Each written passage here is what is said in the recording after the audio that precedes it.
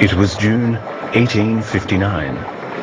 A lone carriage struggled across northern Italy. The gentleman inside, the Geneva merchant Henri Dunant, was on important business.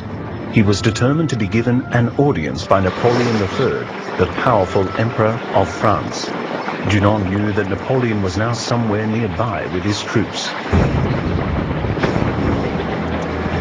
Dunant suddenly found himself in the midst of a battlefield.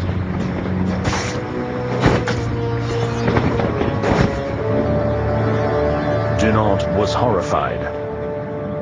Outside the normally quiet village of Solferino, the French and Austrian armies were fighting a terrible battle. By evening, thousands lay dead, dying and wounded. But the medical troops simply could not cope, and the weary and bloodied soldiers on both sides had enough to do just saving themselves and finding their way back to their lines.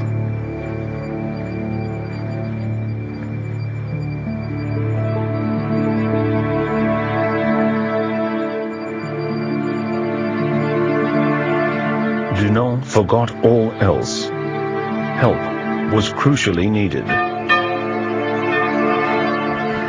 Resolutely, he set up a makeshift hospital in a church in the village, where the dying and wounded could receive attention and care in peace and quiet.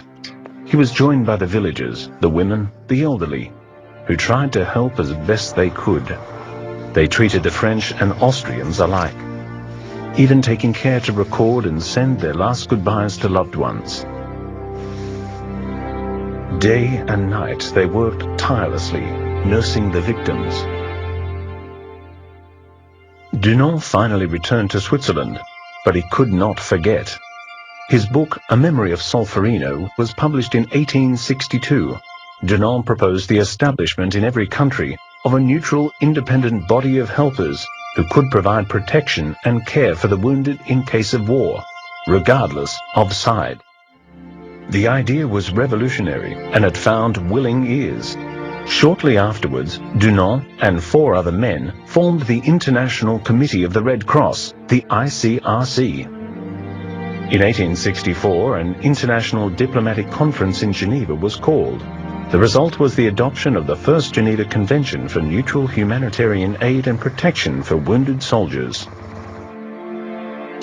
Many years later, following the First and Second World Wars, other visionaries added more Geneva Conventions. These help protect wounded, sick, or shipwrecked sailors, prisoners of war,